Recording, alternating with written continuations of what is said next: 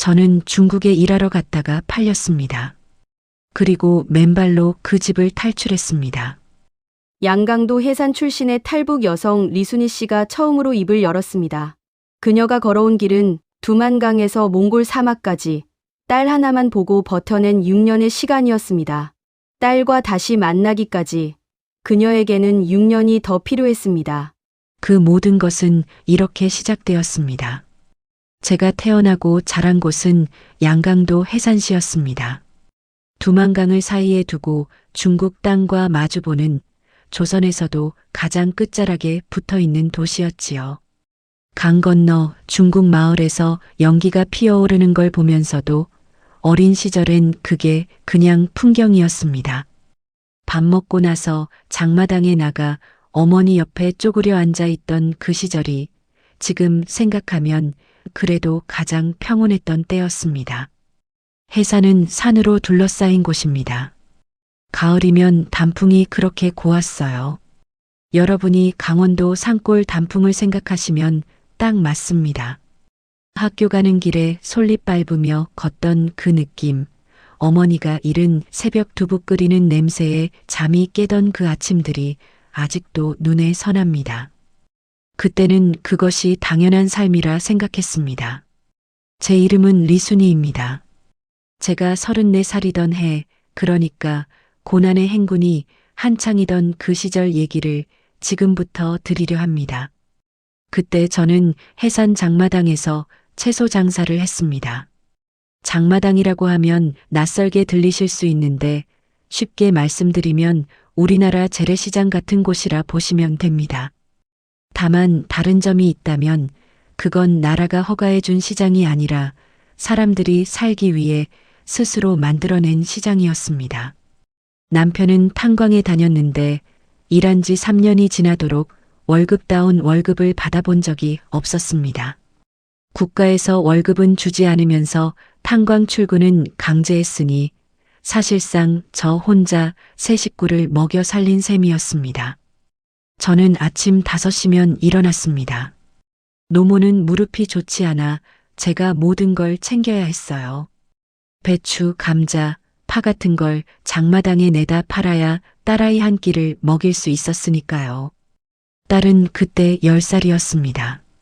이름은 연아라 불렀습니다. 공부를 잘하는 아이였어요. 아이 학교 담임 선생님이 한 번은 저한테 넌지시 얘기하더군요. 연아 어머니, 이 아이 대학 보낼 생각 있으시면 지금부터 준비하셔야 합니다. 그 말이 어찌나 기쁘고 또 어찌나 아프던지요. 대학이요. 우리 형편의 대학이라니. 그래도 그날 밤엔 혼자서 웃었습니다. 우리 연아가 대학을 간다고. 배급이 끊긴 건 이미 몇 해 전 일이었습니다. 국가에서 식량을 나눠준다는 건 옛말이 되어버렸고 사람들은 저마다 살 길을 찾아야 했습니다. 쌀 한 킬로그램이 장마당에서 얼마인지 아십니까? 그때 쌀값이 너무 올라 저는 주로 옥수수를 사다 밥을 지었습니다. 옥수수죽에 감자를 썰어 넣으면 그게 한 끼였습니다. 그래도 그때는 그래도 가족이 한 상에 앉아 밥을 먹었으니까요. 저는 그때 체제를 의심하지 않았습니다. 아니, 정확히는 의심할 여유가 없었다고 하는 게 맞겠습니다. 그저 오늘 하루 연아 밥을 먹이고 어머니 약을 구하고 내일 장마당에 내다 팔 채소를 준비하는 것이 제 세상 전부였으니까요. 체제가 어떻고 나라가 어떻고 그런 건 생각할 틈이 없었습니다. 그냥 살아야 했습니다. 저한테는 순남이라는 이웃이 있었습니다. 나이는 저보다 2살 아래였고 장마당에서 같이 장사하다 보니 자연스럽게 가까워진 사이였습니다. 남편도 없이 아이 둘을 혼자 키우는 여자였는데 억세고 씩씩한 사람이었어요. 그런 순남이가 어느 날 장마당에 안 나오기 시작했습니다. 처음엔 몸이 아픈가 보다 했습니다. 그런데 하루가 이틀이 되고 이틀이 열흘이 되어도 코빼기도 보이지 않았습니다. 슬슬 이상하다 싶어 동네 사람한테 물어봤더니 글쎄 순남이가 중국에 갔다는 겁니다. 식당 일이 있다고, 석 달 일하면 쌀 한 가마니 값을 벌 수 있다고 해서 갔대요. 소개해준 사람이 있었다는 얘기도 들었습니다. 브로커라고 불리는 사람들이었지요. 국경을 건너 중국 쪽 일자리를 연결해주는 사람들. 저는 솔직히 부러운 마음이 없지 않았습니다. 석 달 일해서 쌀 한 가마니라니. 그게 얼마나 큰 돈인지 그 시절 해산에서 살아보신 분들은 아실 겁니다. 중국이라는 나라가 어떤 곳인지, 거기서 일이 어떤 것인지 그런 건 몰랐습니다. 그냥 돈을 벌 수 있다는 것만 들렸어요. 그런데 2달이 지난 어느 날 밤 순남이가 돌아왔습니다. 저는 그 모습을 지금도 잊지 못합니다. 몸무게가 얼마나 빠졌는지 알아보기가 힘들 정도였습니다. 눈빛이 달라져 있었어요.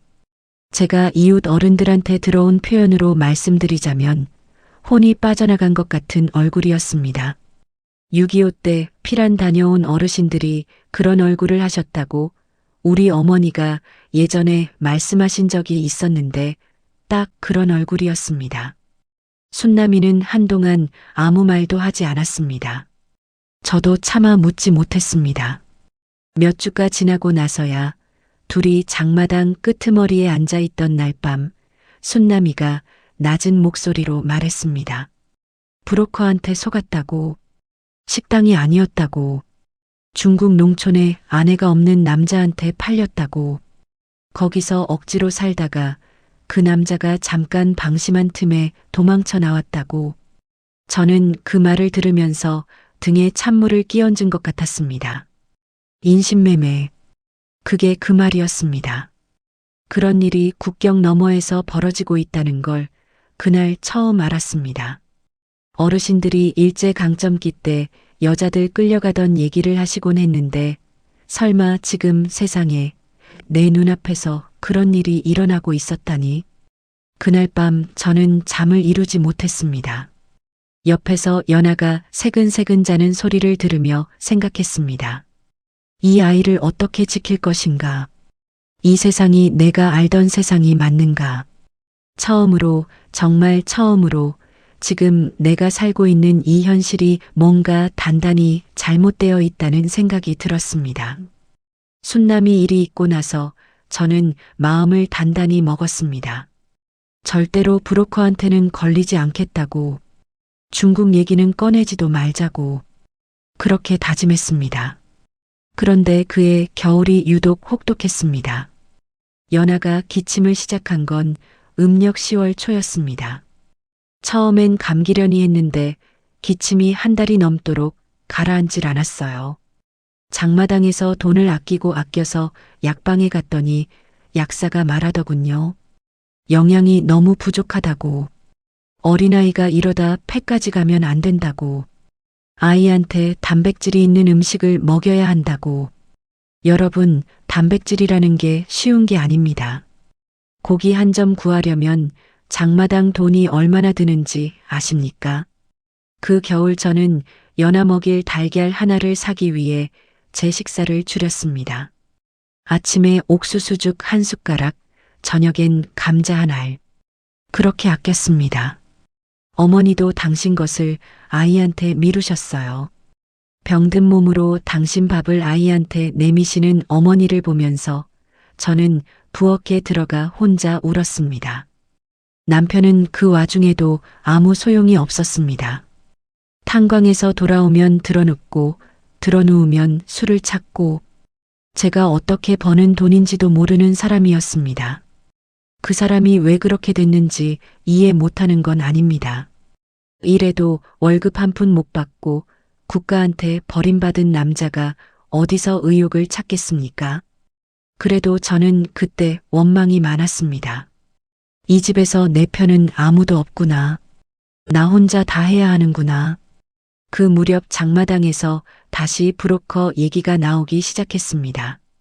예전 그 사람은 아니었고 다른 사람이었습니다. 이번엔 해산 쪽 사정을 잘 아는 아주머니였는데 중국 조선족 식당에서 일할 여자를 구한다고, 이번엔 다르다고 본인이 직접 확인한 자리라고 했습니다. 월급을 한국 돈으로 환산하면 괜찮은 금액이었습니다. 저는 흔들렸습니다. 솔직히 말씀드리면 흔들렸습니다. 순남이 생각을 안 한 것도 아니었습니다. 그러나 연아가 그날도 밤새 기침을 하고 어머니가 무릎 통증에 밤잠을 못 이루시는 걸 보면서 저는 생각했습니다. 석 달이면 됩니다. 석 달만 일하고 오면 연아 약값도 되고 어머니 치료비도 됩니다. 조심하면 순남이 같은 일은 없을 겁니다. 나는 나름 사람 보는 눈이 있으니까. 지금 생각하면 얼마나 순진한 생각이었는지요. 그때 제가 좀 더 알았더라면, 조금만 더 세상을 알았더라면. 그러나 가난하고 지쳐있는 어머니 마음이라는 건 얼마나 쉽게 위험한 줄 알면서도 그 문을 두드리게 되는지요. 자식 앞에서 어머니란 그런 존재입니다.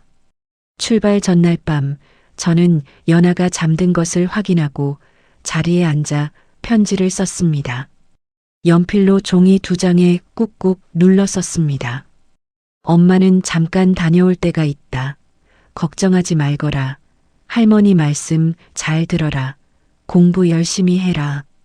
그리고 마지막에 썼습니다. 엄마가 제일 사랑하는 건 너야. 그건 영원히 변하지 않아.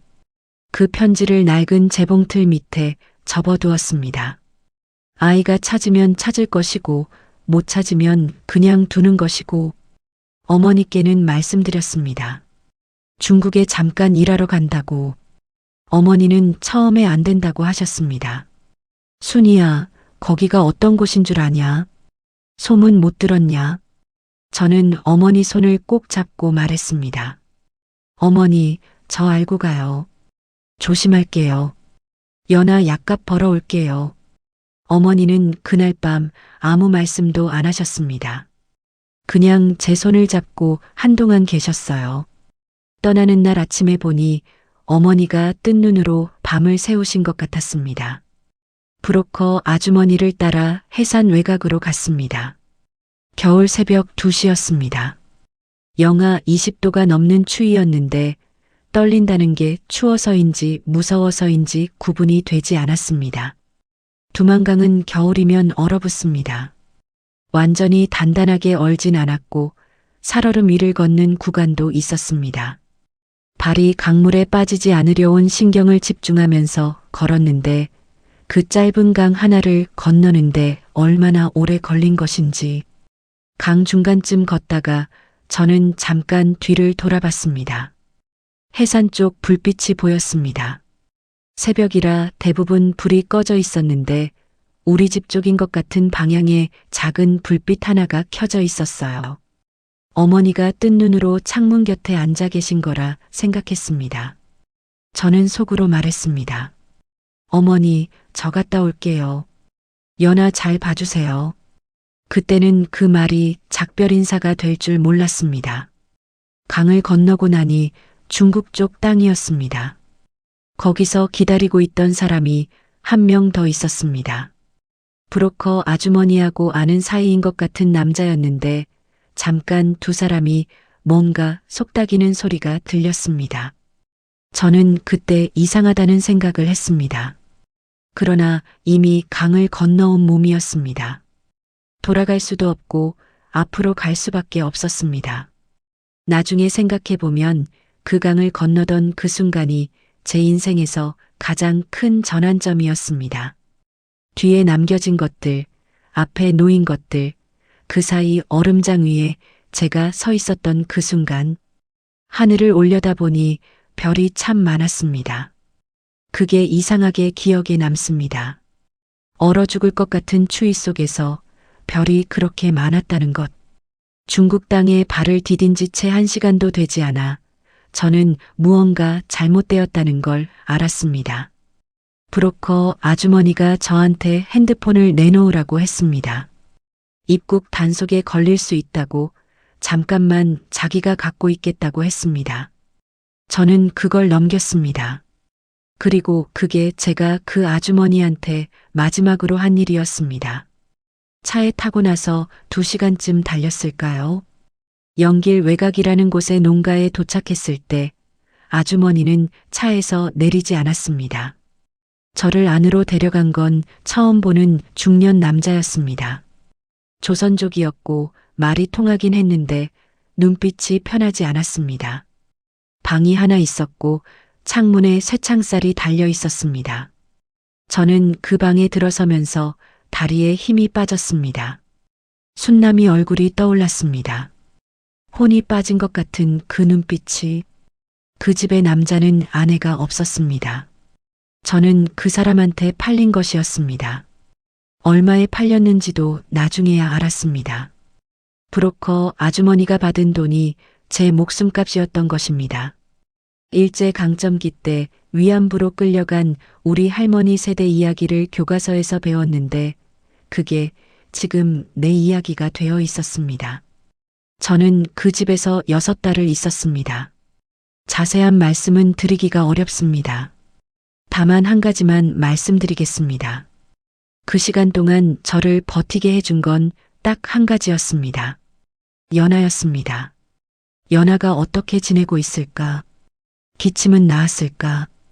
할머니가 밥은 잘 먹이고 있을까? 그 생각 하나로 아침을 맞고 그 생각 하나로 밤을 버텼습니다. 그 남자는 제가 도망갈 것이라고는 생각하지 않았는지 어느 날 밤 잠금 장치를 허술하게 해두었습니다. 그날 밤이 기회였습니다. 저는 맨발에 가까운 차림으로 그 집을 나왔습니다. 겨울이 지나 봄이 온 시절이라 다행이었습니다. 농가 밖으로 나오니 칠흑 같은 어둠이었습니다. 어디가 어딘지 알 수 없었습니다. 그저 발이 가는 대로 걸었습니다. 새벽이 오도록 걸었습니다. 그리고 날이 밝아올 무렵 길가 어딘가에서 쪼그려 앉아 울었습니다. 엉엉 울었습니다. 그렇게 울고 나서야 다시 일어날 수 있었습니다. 연하한테 돌아가야 한다. 살아야 한다. 그 생각 하나로 무작정 걷다 보니 작은 읍내가 나왔습니다. 조선족이 많이 사는 동네인 것 같았습니다. 간판들 중에 한글이 섞여 있었거든요. 저는 거기서 며칠을 숨어 지냈습니다. 낮에는 숨고 밤에 움직이는 생활이었습니다. 중국 공안이 무서워서가 아니라 잡히면 북한으로 강제 송환된다는 걸 알고 있었기 때문입니다. 북한으로 돌아가는 건 죽는 것이나 마찬가지였습니다. 그 읍내 골목 어귀에서 박명숙을 만났습니다. 저보다 6살이 많은 함경북도 출신 여자였는데 사연을 들어보니 저와 거의 같았습니다. 역시 브로커한테 속아 중국 농가에 팔렸다가 탈출한 것이었습니다. 명숙이는 저보다 먼저 빠져나온 터라 이쪽 지리를 조금 알고 있었습니다. 둘이서 손을 붙들고 한참 울었습니다. 처음 보는 사이인데도 같은 말을 쓰고 같은 처지라는 것만으로도 그렇게 반가울 수가 없었습니다. 명숙이는 한국으로 가야 한다고 했습니다. 중국에서는 언제 잡힐지 모른다고, 결국은 한국으로 가야 살 수 있다고. 저는 그 말에 동의하면서도 망설임이 있었습니다. 한국에 가면 연하를 어떻게 데려옵니까? 연하를 두고 거기까지 간다는 게 그게 가능한 일인가 싶었습니다. 그러나 명숙이가 말했습니다. 순이야, 내가 죽으면 연하는 어떻게 되냐? 살아야 데려오든지 어떻게든 하지. 그 말이 맞았습니다. 우리는 조선족 교회를 찾았습니다. 그 교회 목사님이 우리 같은 처지의 탈북자들을 몰래 돕고 계신다는 소문을 명숙이가 들은 적이 있다고 했습니다. 찾는데 며칠이 걸렸고 연결이 되기까지 또 며칠이 걸렸습니다. 그 목사님이 구체적으로 어떻게 도와주셨는지는 지금도 함부로 말하기가 어렵습니다. 그분과 그분을 아는 분들이 아직 거기서 같은 일을 하고 계실 수 있으니까요. 그저 그 은혜는 평생 잊지 못한다는 말만 드리겠습니다. 공안의 단속이 심해지면서 우리는 여러 번 숨어야 했습니다. 창고에서 이틀을 보낸 적도 있고 옥수수밭에서 밤을 지새운 적도 있었습니다. 그럴 때마다 연하 생각을 했습니다. 연하야, 엄마 지금 옥수수 밭에 있다. 너 좋아하는 옥수수 한번 구워주고 싶구나. 혼자서 그런 말을 중얼거리면 어쩐지 버틸 수 있었습니다. 그 시간은 길었습니다. 그러나 저는 그 시간 동안 한 가지를 깨달았습니다. 제가 지금껏 살면서 선택을 할 수 없었다는 것을요. 태어난 곳을 선택한 적이 없고, 먹을 것을 선택한 적이 없고, 살아갈 방식을 선택한 적이 없었습니다. 그런데 지금 저는 처음으로 내 발로 어딘가를 향해 가고 있었습니다. 무섭고 고달팠지만 그게 어쩐지 사람답게 사는 것 같다는 느낌이 들었습니다. 한국으로 가는 길은 여러 가지가 있다고 들었습니다만 우리가 가게 된 길은 내몽골을 거쳐 몽골 국경을 넘는 길이었습니다. 동남아시아로 내려가는 방법도 있다고 했는데 그쪽은 단속이 워낙 심하고 경비가 더 많이 든다고 했습니다. 기차를 타고 버스를 타고 또 걷고 중국 땅을 이동하는 내내 잡힐까봐 가슴이 조마조마했습니다. 창밖을 내다보다가도 제복 입은 사람이 보이면 얼른 고개를 숙였습니다. 명숙이도 저도 말 한마디 없이 그냥 앉아서 버텼습니다. 중국말을 못하니 누가 말을 걸면 그냥 고개를 끄덕이거나 저었습니다. 내몽골에서 사막지대로 들어간 건 한밤중이었습니다. 안내해 주시는 분이 있었는데 말이 거의 없는 분이었습니다. 그저 빠른 걸음으로 앞장서면 우리가 따라가는 것이었습니다. 사막이라고 하면 뜨겁고 메마른 곳을 상상하시는데 밤의 사막은 놀라울 만큼 추웠습니다. 모래 위를 걷는데 발이 자꾸 빠졌습니다. 그 길을 몇 시간을 걸었는지 저도 모릅니다. 신발 속에 모래가 가득 차서 발이 쓸리고 피가 났는데 멈출 수가 없었습니다. 걷다가 명숙이가 넘어졌습니다. 저도 이미 다리가 풀려 있었는데 명숙이가 넘어지니까 저도 그 자리에 주저앉았습니다. 잠깐 하늘을 올려다봤습니다. 별이 어마어마하게 많았습니다. 두만강을 건너던 날 밤에도 그랬는데 사막 한가운데서도 그랬습니다. 저는 그 별을 보면서 속으로 물었습니다. 아버지, 어머니 보고 계십니까?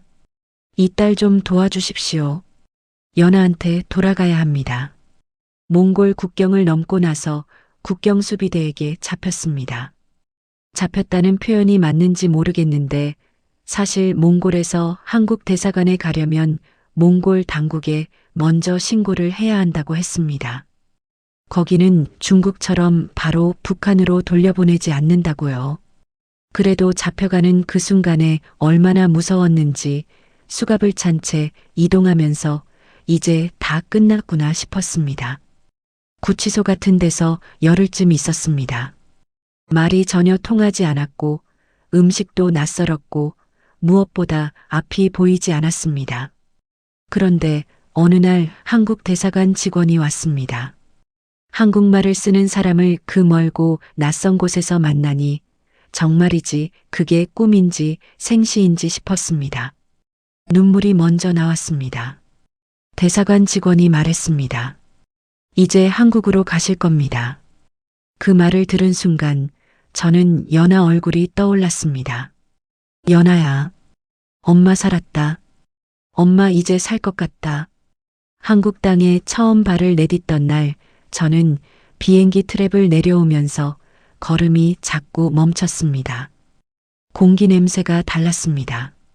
어딘지 모르게 따뜻하고 낯선 냄새였는데 나중에 누군가 그게 여름꽃 냄새라고 했습니다.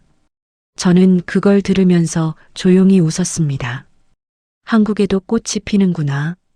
처음 들어간 하나원이라는 곳에서 석 달을 지냈습니다. 남한 생활에 적응하는 교육을 받는 곳이었는데 솔직히 말씀드리면 처음 한 달은 아무것도 머리에 들어오지 않았습니다.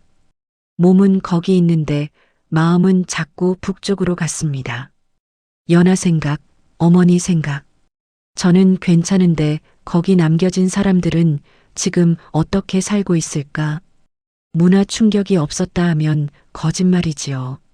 마트에 처음 갔을 때는 한참을 그 자리에 서 있었습니다. 물건이 그렇게 넘쳐나는 곳을 본 적이 없었거든요. 쌀만 해도 여러 종류가 있고 라면도 몇십 가지가 있고 해산 장마당에서 채소 몇 가지를 늘어놓고 팔던 제가 이 물건들 앞에 서 있으려니 어지러울 정도였습니다. 말투도 달랐습니다. 텔레비전에서 나오는 말들이 제가 아는 말인 것도 같고 모르는 말인 것도 같았어요. 그래도 같은 민족이라는 건 느껴졌습니다. 어디서 사시냐, 뭐 필요한 거 없냐 하고 말 걸어주는 사람들이 있었거든요. 그 마음이 고마웠습니다.